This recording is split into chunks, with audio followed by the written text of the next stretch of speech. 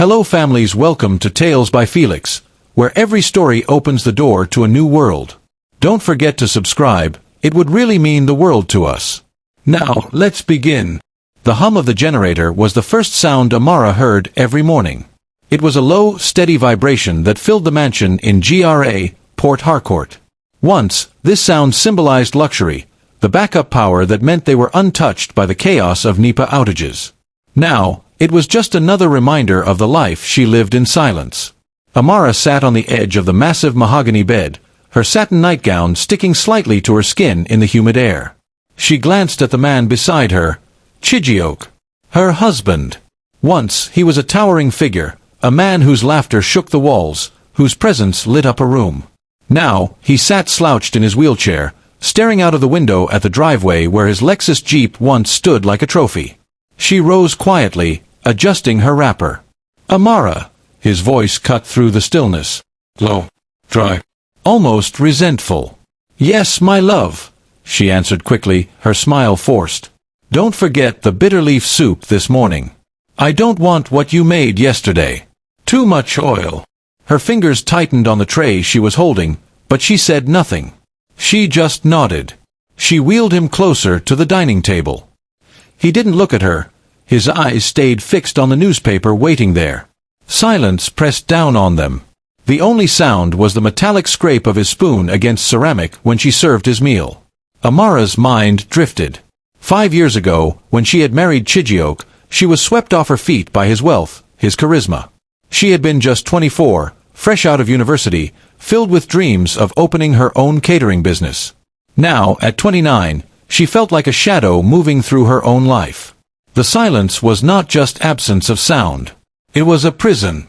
The morning quiet was broken when Ngozi entered the dining room. Chijioke's younger sister, barely 27, had been living with them since the accident.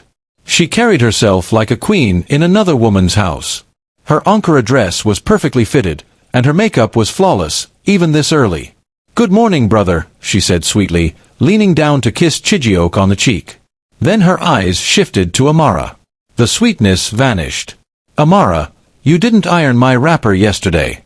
Do you want me to look like a beggar at church?" Amara inhaled deeply. "Ngozi, I was busy taking care of your brother.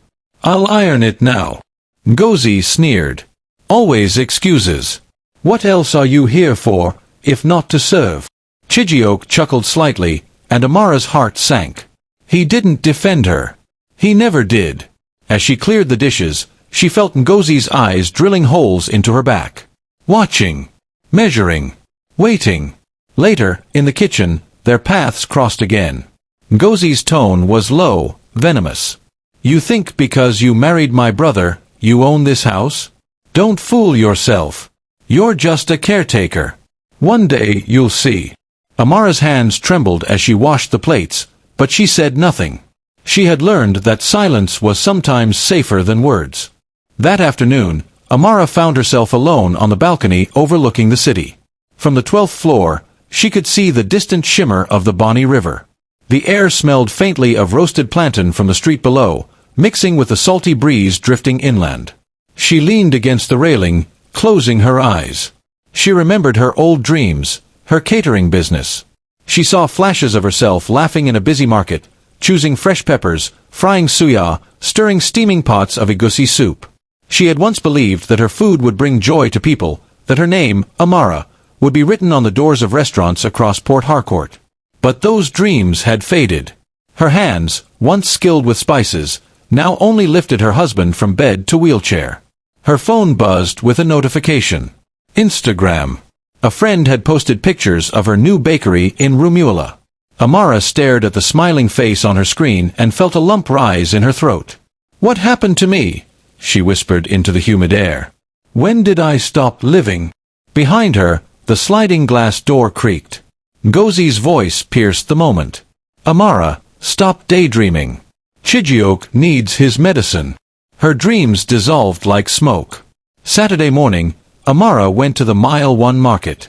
The air buzzed with noise, traders shouting prices, customers bargaining fiercely. She haggled with a fish seller over a basket of fresh tilapia. "Madam, this one na last price 2,000. 2,000. Oga, a beg. I go pay 1,500.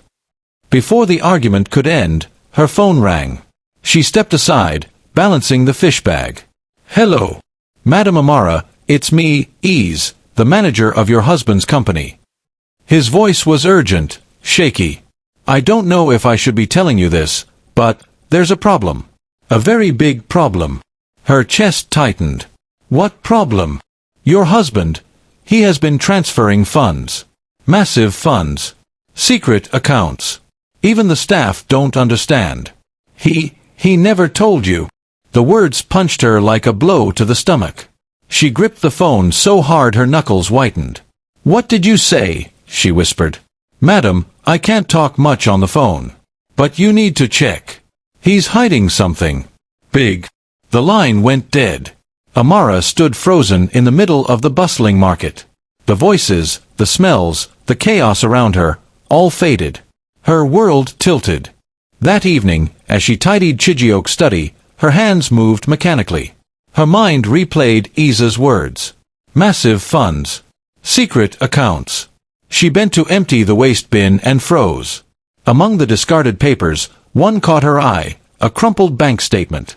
She smoothed it out on the desk. Her breath caught.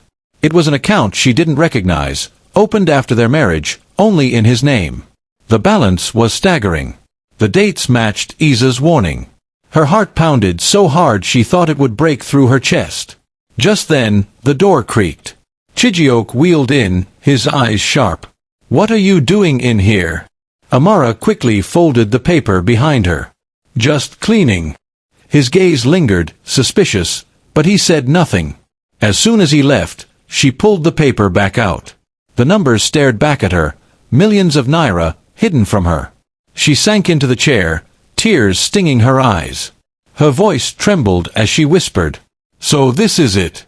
All this while, I thought I lost my dreams because of love. But it was because of lies. The crumpled paper in her hand was more than proof. It was a knife, carving away the illusion of her marriage. That night, Amara couldn't sleep. The crumpled bank statement still lay hidden beneath her pillow. Her chest was tight with questions. Why? How long? What else had he hidden? She rose quietly, her wrapper tied loosely, and padded barefoot down the corridor. As she passed Chijioke's room, muffled voices stopped her in her tracks. She pressed her ear to the door. Amara doesn't need to know, Chijioke's voice rasped. Ngozi answered in a sharp whisper. Brother, I told you, women like her will only drag you down. That money is for our future. You and me. She's just here to push your wheelchair. Amara's hand flew to her mouth to stifle a gasp. Her knees trembled, but she leaned closer. Chijioke's bitter laugh filled the air. She thinks she's my partner. But she's just a caretaker. Let her cook, let her clean. She will never touch that money. Ngozi chuckled. Exactly. She doesn't even know you transferred part of it to my name. Let her keep living in her little dream. Amara staggered back, her heart pounding so loudly she was sure they would hear. She pressed herself against the wall, tears burning her eyes. Her mind screamed, Caretaker. Just a caretaker? After 5 years of sacrifice. After giving up my life, my dreams, my youth. She stumbled back to her room, clutching the wall for support. The mansion, once her home, now felt like a stranger's prison. Sleep never came. Instead, Amara sat cross-legged on her bed, her phone glowing in the darkness. She typed frantically. Marital assets Nigeria. Spousal rights Port Harcourt. Hidden bank accounts divorce Law Rivers State. The legal jargon was confusing. Statutory rights, equitable distribution, concealment of assets. Her brows furrowed, but one thing was clear, she was not powerless. A line on a law firm's blog made her pause. A spouse who conceals assets in marriage can be held liable for fraud. Hidden accounts may still be treated as marital property. Her chest rose and fell heavily. For the first time in years, she felt a spark. Not joy, something fiercer. Hope. She whispered to herself, so I'm not just his nurse. I'm his wife. I have rights. Her phone buzzed with another notification. Instagram again. Another friend's post. Pictures of a newly opened restaurant near ABA Road. Amara stared, not with envy this time, but with resolve. Amara's Kitchen, she whispered, testing the name. One day. Her eyes flicked back to the bank statement. But first, I need to take back what is mine. The clock read 2:47 a.m. Her hands shook as she opened WhatsApp. She scrolled until she found a familiar name, Obi Nwachukwu. Childhood friend. Her protector back in Elelanwo. Now a lawyer in town. They hadn't spoken in years. She hesitated, typing and erasing several drafts before finally sending. Obi, it's Amara. I know it's late. I need your help. It's urgent. It's about Chijioke. She watched the screen, her heart racing. For a moment she feared he'd ignore her. But a blue tick appeared, then his reply. Amara. After all these years. What happened? Her fingers flew. Not here. Not on WhatsApp. Too risky. Please, can we meet? Tomorrow. Anywhere safe. There was a pause. Then Obi's reply came. All right. Tomorrow. Discreet Cafe, Old Port Harcourt Township. 10 a.m. Don't bring anything you don't want seen. We'll talk. Amara exhaled shakily, pressing the phone to her chest. For the first time in years, she wasn't just surviving. She was planning. Morning sunlight poured into the kitchen as Amara moved about preparing breakfast. The scent of fried plantain and eggs filled the air. From the outside, she looked the same, quiet, dutiful. But inside, something had shifted. Chijioke wheeled himself in, his face buried in the newspaper. Ngozi trailed behind him, scrolling on her iPhone. Amara served their plates, her movements calm. But her mind ticked like a clock. She had already hidden the crumpled bank statement inside the lining of her handbag. She had already planned the moment she'd slip out to meet Obi. Chijioke glanced at her briefly. Don't overcook the yams next time, he muttered. Amara smiled faintly. Yes, my love. But her eyes no longer held submission. They held something quieter, sharper. A defiance that neither Chijioke nor Ngozi noticed. After breakfast, she retreated to her room. She began quietly gathering every document she could find, photocopies of deeds, receipts, even old letters. She hid them in a file tucked inside a black nylon bag, small enough to slip into her purse. She caught her reflection in the mirror. She didn't recognize the woman staring back. This woman wasn't just a wife. She was a soldier preparing for battle. The next morning, Amara dressed carefully. Not in her usual plain wrappers, but in a fitted blouse and skirt. She tied her scarf neatly and added a touch of powder to her face. She needed to look like more than Chijioke's caretaker. She needed to look like herself again. At 9:45 a.m., she slipped out, telling Ngozi she was going to the market. She boarded a kiki, her heart racing as the tricycle bounced along the dusty road toward Old Port Harcourt. The cafe was quiet, tucked away near the township waterfront. Obi was already there, seated in a corner booth. He looked older, broader, his suit crisp despite the heat. But his eyes softened when he saw her. Amara, he said, standing. After all these years. Her voice trembled. Obi, thank you for meeting me. They sat. For a moment, the weight of memory hung between them, the childhood games, the laughter, the years lost. Then Amara pulled the crumpled bank statement from her purse and laid it on the table. Chijioke has been hiding money. Millions. He and Ngozi call me a caretaker. Obi, I gave him 5 years of my life. I need to know, can I fight this? Obi studied the paper, his jaw tightening. Amara, this is serious. Very serious. But you are not powerless. Nigerian law is clear. Marital assets, even hidden ones, belong to both spouses. Her eyes widened. So I have a chance. A chance. Obi leaned forward. You have a case. A strong one. But it won't be easy. Chijioke is wealthy, influential. He'll fight dirty. Are you ready for that? Amara swallowed hard. She thought of the silent breakfasts, the resentful gaze of Ngozi, the whispered betrayal through the bedroom door. Then she nodded. I'm ready. I've been silent too long. Obi smiled faintly. Then this is where your story changes. Tomorrow, we start the process. But Amara. Yes. His gaze sharpened. From now on, you must be careful. They can't know what you're planning. Not yet. Amara straightened, her voice firm. Let them think I'm still their caretaker. They'll never see me coming. The following week began like any other, Ngozi barking orders, Chijioke grumbling over his breakfast. Amara moved quietly, her face calm, her hands steady. Inside, however, her heart raced. She knew what was coming. By mid-morning, the doorbell rang. Ngozi, in her wrapper and head tie, swung it open. A stern-looking man in a dark suit stood there, clutching a brown envelope. I'm here to serve Mr. Chijioke Okafor, he said crisply. Ngozi's face hardened. Serve him what? The man stepped forward. Court order. Subpoena. High Court Rivers State. He must present all financial records and assets, including offshore accounts. Amara appeared in the doorway, her heart pounding.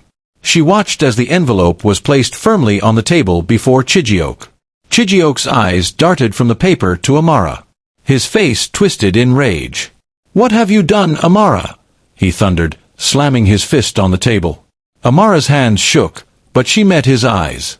I did what I had to. I will not be your caretaker and your fool. Ngozi shrieked, grabbing the paper. How dare you bring this disgrace into our home? You'll regret this, Amara. But Amara's voice was steady now, each word like stone. No, Ngozi. For once in 5 years, I don't regret anything. The silence that followed was louder than the generator hum. The war had begun. Later that evening, Amara moved quietly through the dimly lit corridor, clutching her bag. As she passed the guest room, Ngozi's hand shot out, yanking her inside. The door slammed shut. Ngozi's eyes glittered with venom. You think you're smart, don't you? She hissed. Running to court, dragging my brother's name through the mud. You'll destroy this family. Amara yanked her arm free. I didn't destroy anything, Ngozi. You and Chijioke did, the moment you started hiding money. Ngozi's lips curled. You'll regret this. You have no child, no power, no voice. Once this case starts, everyone will see you for what you are, an opportunist. Amara stood tall, her fear slowly hardening into defiance. Maybe I don't have a child. But I have truth. And the law. And that is more than you'll ever have, Ngozi. Ngozi leaned in, her breath hot and bitter. Mark my words, Amara. I will make sure you walk out of this house with nothing. Amara's gaze didn't waver. We'll see about that. She turned and walked out, her footsteps steady even though her knees trembled. For years she had been silent. Now, her voice had weight, and it terrified them. The High Court of Rivers State stood tall and imposing in Port Harcourt, its walls echoing with centuries of justice and corruption alike. On the morning of the hearing, the courtroom buzzed with murmurs. Traders, lawyers, bystanders, they all seemed to sense the storm that was about to unfold. Amara sat beside Obi at the plaintiff's table. Her palms were clammy, but her chin was high. Across the aisle, Chijioke sat stiffly in his wheelchair, flanked by Ngozi and 2 sharp-suited lawyers. Barrister Ikit entered, her black robe flowing, her gaze sharp as knives. The murmurs ceased instantly. All rise, the clerk called. Everyone stood. Amara's knees almost buckled, but she drew strength from Obi's reassuring hand on hers. The case began. Obi rose, his voice firm, carrying through the room. My lord, this is a case of betrayal. A wife who sacrificed her youth to care for her husband after his accident, only to discover he concealed millions in secret accounts. This is not merely a marital dispute, it is a deliberate act of fraud. The opposing lawyer smirked. My lord, this is nothing but greed. The plaintiff is a gold digger who seeks to profit off a man's hard work. Marriage is not a license to steal. Gasps rippled through the court. Amara's chest burned with humiliation, but she kept her eyes fixed on the judge. Barrister Ikit raised a hand. This court will decide based on evidence, not insults. Proceed. And the battle began.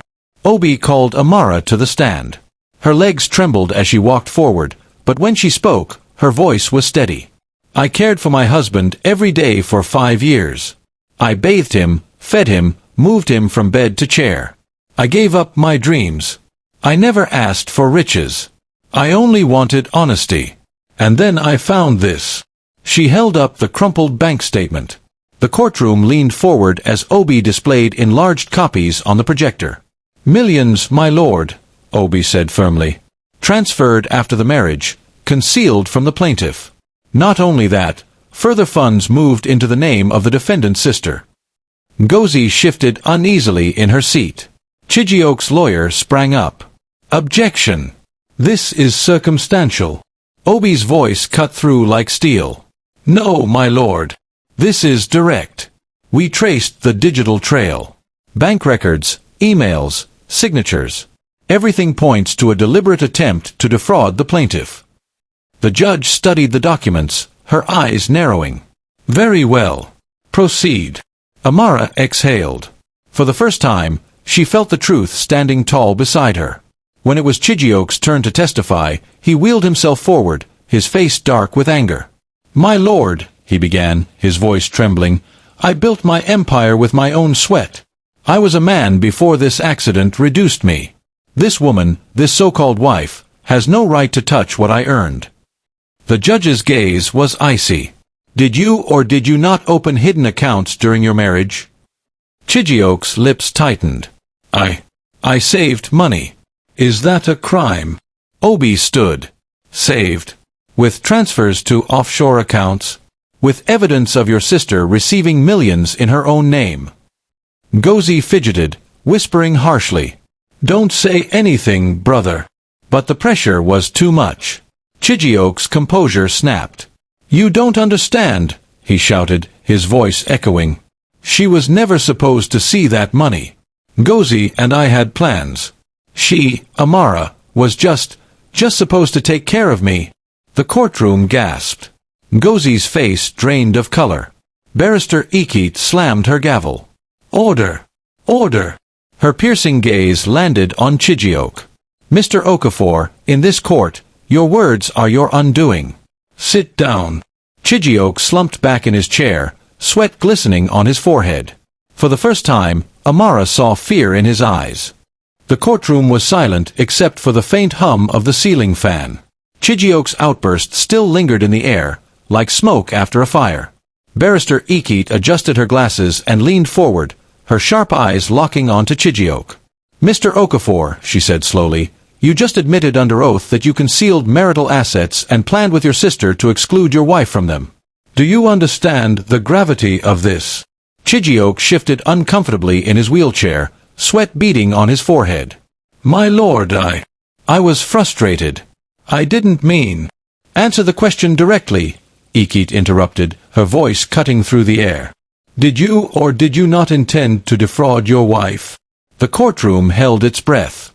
Chijioke's lawyer stood quickly. My lord, my client is under emotional strain. His health. Sit down, counsel, Ikit commanded. Her gaze never left Chijioke. Finally, Chijioke muttered, Yes, but she doesn't deserve. That will be all. The judge's voice was firm. You may step down. Amara watched from her seat, her heart hammering. For the first time, she saw the cracks in Chijioke's armor. The man who once seemed untouchable now looked small, desperate. Ngozi, seated beside him, looked pale, her perfectly drawn brows furrowed. Obi leaned toward Amara, whispering, This is it. He's digging his own grave. Amara swallowed hard, fighting back tears. After years of silence, justice finally felt within reach. 2 weeks later, the judgment day arrived. The courtroom was packed. Lawyers, journalists, curious townspeople. Everyone wanted to witness the outcome of the scandal that had shaken Port Harcourt's elite. Amara sat in the front row, her hands clasped tightly in her lap. She wore a simple but elegant wrapper, her headscarf tied neatly. Obi stood beside her, calm but alert. When Judge Ikit entered, the entire court rose. She adjusted her robe, then began to speak. This case, between Amara Okafor and Chijioke Okafor, has revealed deliberate attempts to conceal marital assets, deceit, and betrayal of marital trust. Her voice rang with authority. After reviewing all evidence, the court finds Mr. Chijioke Okafor guilty of marital misconduct and fraudulent concealment. Gasps filled the room. Ngozi gripped her chair, her nails digging into the wood. The plaintiff, Mrs. Amara Okafor, Ikit continued, is hereby awarded a significant portion of the marital assets, including 50% of the hidden funds discovered, spousal support for 5 years, and equal rights to the family property. Her gavel struck the desk. Judgment delivered. The courtroom erupted, whispers, gasps, a few claps quickly hushed. Amara sat frozen, tears spilling down her cheeks. Obi placed a firm hand on her shoulder. You did it, Amara. You won. Across the aisle, Chijioke's face was twisted with rage, his fists clenched on his wheelchair arms. Ngozi muttered angrily, "This is not the end." But for Amara, it was. The chains had fallen. The mansion was quiet the day Amara decided to leave. Her bags were packed, just 2 suitcases, filled with clothes and memories she chose to keep. Chijioke sat in the living room, his wheelchair angled toward the window. His face was hard, but his eyes betrayed something else, defeat. As Amara walked past with her bags, he spoke. His voice was low, almost a whisper. "Amara, wait." She paused, her back to him. "You think you've won," he said bitterly. "But all you did was take my money. You'll never find happiness without me." Amara turned slowly, her gaze calm, steady. "I didn't just take your money, Chijioke. I took back my life. My dignity. My voice." His eyes flickered, but she continued, her tone firmer. "You thought I was weak. You thought I'd be your silent caretaker forever. But you were wrong." She lifted her bags and walked out, the slam of the door echoing like a final chapter closing. Ngozi watched from the corridor, her arms folded tightly. "Don't think this is over, Amara," she spat. Amara met her glare one last time. "It's over for me, Ngozi. What's left is between you and your conscience." And with that, she stepped into the sunlight, free. Weeks passed. Port Harcourt moved on with its daily rhythm, traffic jams on ABA Road, laughter in the markets, the scent of roasted boli by the roadside. But for Amara, life was no longer the same. She invested part of her settlement into her long-forgotten dream. A modest but vibrant catering space in D-Line became her sanctuary. Painted in bright colors, the signboard read, "Amara's Kitchen, West African Fusion." The first day she opened, the aroma of freshly grilled suya and steaming jollof rice filled the air. Customers trickled in, curious at first, then delighted. Soon, word spread like wildfire. Amara stood behind the counter, her apron tied neatly, her hands moving swiftly as she stirred pots and plated dishes. For the first time in years, her laughter rang out, light and free. Her blog, Unseen, Unsilenced, chronicled her journey from silent caregiver to victorious entrepreneur. Posts about betrayal, resilience, and healing drew thousands of readers. Women from Port Harcourt to Lagos sent her messages, "You inspire me. Your story gave me courage." Each message strengthened her resolve. She wasn't just cooking food, she was feeding hope. Months later, Amara stood outside her restaurant on a busy Saturday evening. The street buzzed with life, cars honking, vendors calling out, children laughing as they chased each other. Inside, her kitchen glowed with warmth, filled with satisfied customers. She inhaled deeply, the scent of spices and smoked fish swirling around her. This was her dream, reborn. A young woman approached shyly, clutching a notebook. "Are you Mrs. Amara?" "Yes, dear," Amara smiled. I just wanted to say thank you. I read your blog. I was in a toxic marriage too. Your story gave me strength to leave. Now I'm starting my own tailoring shop." Tears welled in Amara's eyes. She placed a gentle hand on the girl's shoulder. "Never let anyone silence you. Your life is yours to live." As the girl walked away, Obi appeared beside her, holding 2 steaming plates of nkwobi. He smiled. "Business is booming, Amara. You've become more than a client, you're a movement." Amara laughed softly, her eyes sparkling. "I didn't just take his money, Obi. I took back everything he thought I couldn't have, my life, my dreams, my voice." She turned to the bustling street, her head high, her heart light. The woman who was once trapped in silence now stood tall as a symbol of strength. She was no longer just a caretaker. She was the woman who took it all, and gave back even more. The end.